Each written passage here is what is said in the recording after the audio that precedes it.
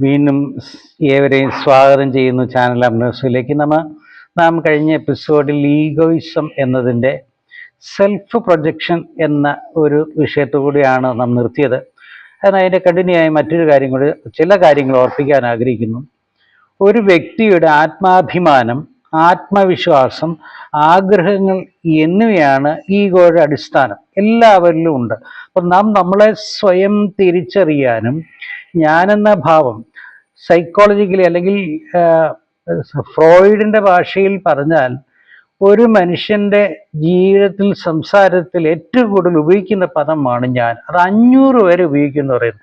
അത് സത്യമാണ്, വിദ്യയാണ്, ആരെങ്കിലും എണ്ണി നോക്കിയൊന്നും എനിക്കറിയില്ലെങ്കിലും ഔദ്യോഗികമായി ഞാൻ നേരത്തെ ഓർപ്പിച്ചതുപോലെ, കഴിഞ്ഞ എപ്പിസോഡ് ഓർപ്പിച്ച പോലെ ഞാൻ അല്ലെങ്കിൽ ഐ എന്ന് ഉപയോഗിക്കരുതെന്നല്ല, മറിച്ച് ഞാൻ ഇങ്ങനെ പറഞ്ഞപ്പോൾ, ഞാൻ പോയപ്പോൾ, ഞാനത് ചെയ്തപ്പോൾ എന്ന് ഞാൻ അധികം ഉപയോഗിക്കാതിരിക്കുക.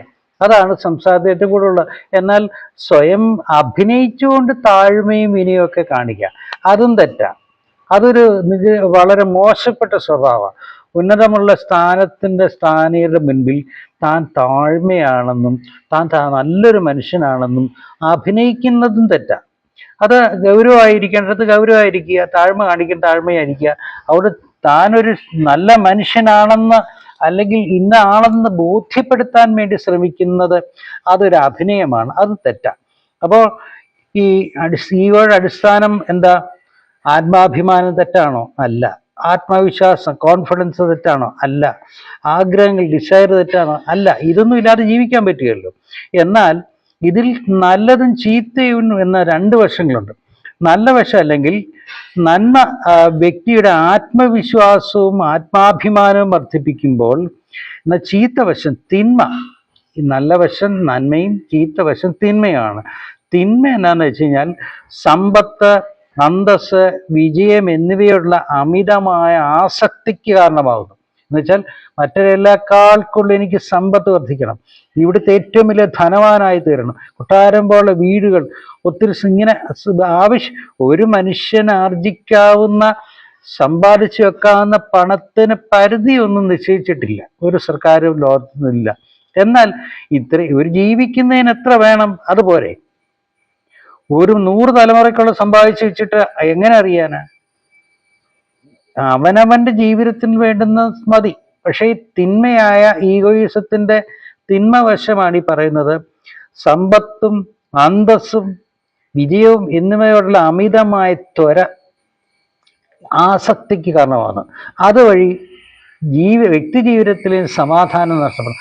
അതിന് ഏറ്റവും വലിയ ഉദാഹരണമാണ് കുറെ വർഷങ്ങൾക്ക് മുമ്പ് കേരളത്തിൽ മഹാസമ്പന്നനായ ഒരു മനുഷ്യൻ തൻ്റെ വീടിൻ്റെ സെക്യൂരിറ്റിക്കായി നിന്ന ചന്ദ്രബോസ് എന്ന ഒരു സാധാരണക്കാരൻ തൻ്റെ വണ്ടിയുടെ ഹോണടി കേട്ടിട്ട് അല്പം ഗേറ്റ് തുറക്കാൻ വൈകിയതിൻ്റെ പേരിൽ ആ നിസാം എന്ന ക്രൂരനായ മനുഷ്യൻ, ആ മനുഷ്യൻ വണ്ടി ഇടിപ്പിച്ചിട്ട് അയാളെ മറിച്ചിട്ടിട്ട് ശരീരത്തിൽ ഉപദ്രവിച്ച് കൊന്നു.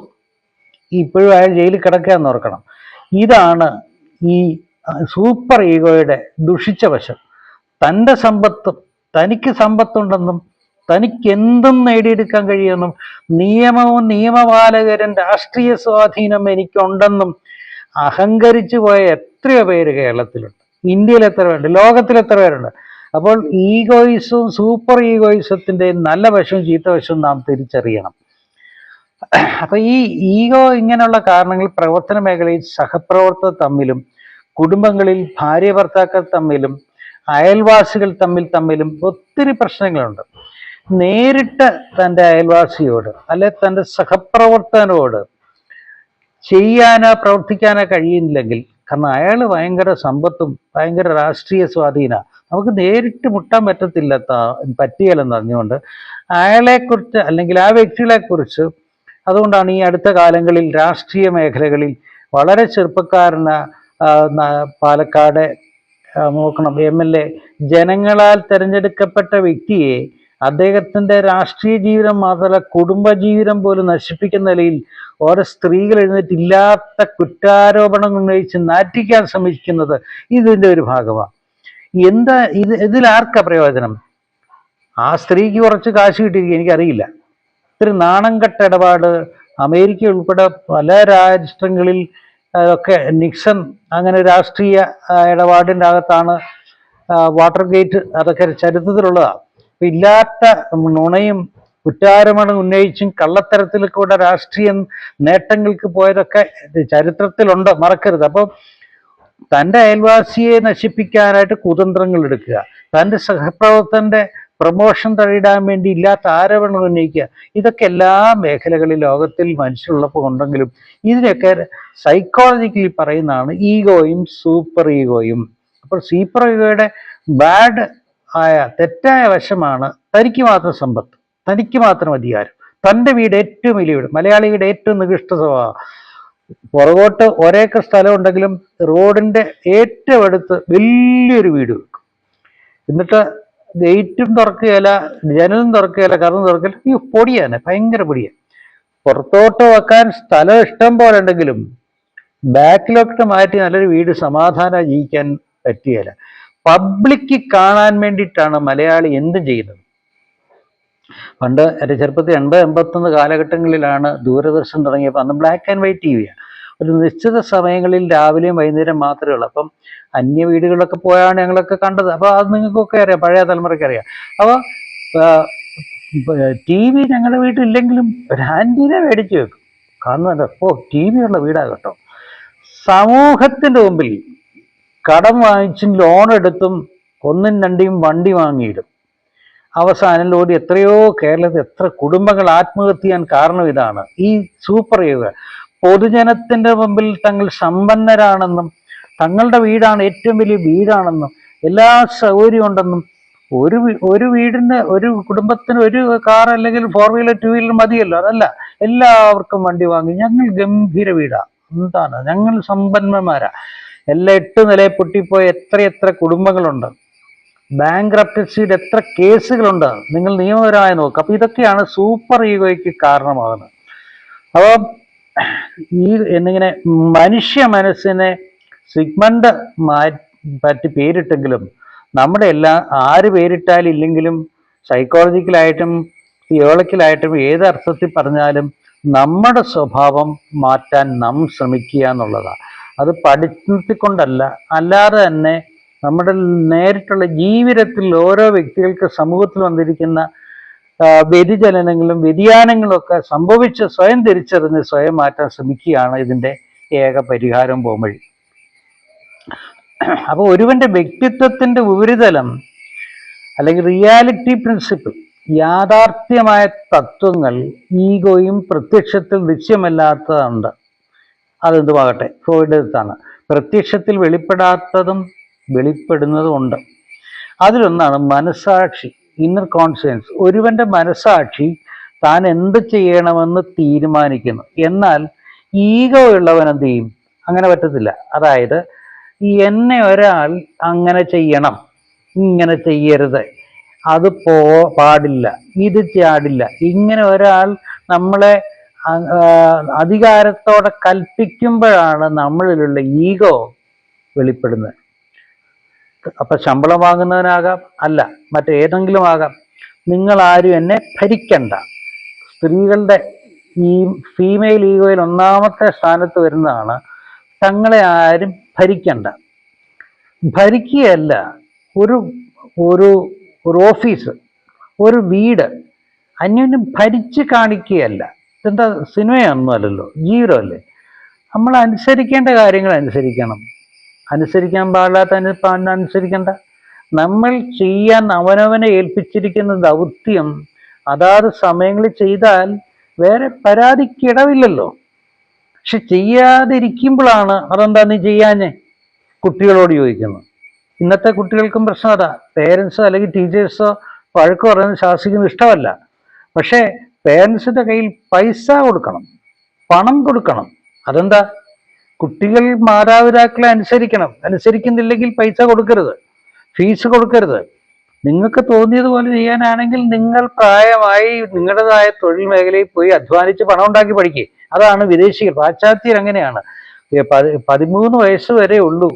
അതിനുശേഷം രാഷ്ട്രത്തിന്റെ സ്വത്തായി അവിടെ ജനിച്ച കുട്ടികൾ മാറുമ്പോൾ അപ്പോൾ സ്വന്തം ഇണയെ അന്വേഷിച്ച് കണ്ടെത്തുന്നു, സ്വന്തം പഠന മേഖല അന്വേഷിച്ച് കണ്ടെത്തുന്നു, സ്വന്തം തൊഴിൽ കണ്ടെത്തുന്നു. അങ്ങനെ സെൽഫ് സഫിഷ്യൻ്റ് ആകാനാണ് പാശ്ചാത്യർ ആ കുട്ടികൾ അങ്ങനെ ചെയ്യുന്നെങ്കിലും ഒരു കാര്യം ഓർക്കണം, നമുക്ക് ഒരാളെ അനുസരിക്കാൻ പറ്റുന്നില്ലെങ്കിൽ, നമ്മൾ യോജിച്ചു പോകാൻ പറ്റുന്നില്ലെങ്കിൽ പിന്നെ അവരെ ഡിപ്പെൻഡ് ചെയ്യാൻ പോകരുത്. അപ്പനെ അനുസരിക്കാൻ തയ്യാറല്ലാത്ത കുട്ടികൾ പിന്നെന്തിനാ അപ്പൻ്റെ കാശ് ചോദിക്കുന്നത്? അതും നിങ്ങൾ തലമുറകൾ ഓർക്കണം. അപ്പം നമ്മുടെ ടോപ്പിക്ക് മറക്കരുത്, ഈഗോ, സൂപ്പർ ഈഗോ. സ്വയം സ്നേഹിക്കുക. അപ്പം ചോദിക്കാം, അത് പാടില്ല, തെറ്റാണോ? തെറ്റല്ല. തൻ്റെ ശരീരം, തൻ്റെ സൗന്ദര്യം, തൻ്റെ കഴിവ് അല്ലെങ്കിൽ എക്സസൈസ് ചെയ്യുക, അങ്ങനെ കാര്യങ്ങളൊക്കെ ചെയ്യുന്നത് തെറ്റല്ല. പക്ഷേ സ്വയം സ്നേഹിക്കുക എന്ന് പറഞ്ഞാൽ ഇവിടെ ഉദ്ദേശിക്കുന്നത് അമിതമായ, അതൊരു പ്രത്യേക പ്രായത്തിൽ, അതായത് 16, 17, 18 വയസ്സ് വരുന്ന ആൺകുട്ടികളിലും പെൺകുട്ടികളിലും അമിതമായി കണ്ണാടി നോക്കുക, തങ്ങളുടെ സൗന്ദര്യം ആസ്വദിക്കുക, അങ്ങോട്ട് തിരിഞ്ഞും ഇങ്ങോട്ട് തിരിഞ്ഞും മണിക്കൂറുകളോളം കണ്ണാടിയുടെ മുമ്പിൽ നിൽക്കുമ്പോൾ അതൊരു പ്രായത്തിൻ്റെ വികലത മാത്രമല്ല, അതിലടങ്ങിയിരിക്കുന്നതാണ് ഈ ഈഗോയും സൂപ്പർ ഈഗോയും. കാരണം താൻ മറ്റുള്ളവരെക്കാളും സുന്ദരിയാണ്, തന്നെ മറ്റുള്ളവർ, ആൺകുട്ടികൾ തങ്ങളെ ശ്രദ്ധിക്കണമെന്ന് പെൺകുട്ടികളും, പെൺകുട്ടികൾ തങ്ങളെ ശ്രദ്ധിക്കണമെന്ന് ആൺകുട്ടികളും ഈ പ്രായത്തിൽ ചിന്തിക്കുമ്പോഴാണ് അമിതമായ ഒരുക്കം. മണിക്കൂറോളം, അതുകൊണ്ട് കണ്ണാടി നോക്കണമെന്നൊന്നും അല്ല പറഞ്ഞു, ജസ്റ്റ് വൃത്തിയായിരിക്കണം, ഭംഗിയായിരിക്കണം, വസ്ത്രധാരണവും മുഖവും ഒക്കെ മുടി ചീകി വൃത്തിയാക്കി പോകുക എന്നുള്ളത് സാമൂഹ്യമായ പ്രതിബദ്ധതയുടെ ഭാഗമാണ്, തെറ്റല്ല. പക്ഷെ അമിതമായ ഇതാണ് സ്വയം സ്നേഹിക്കുക.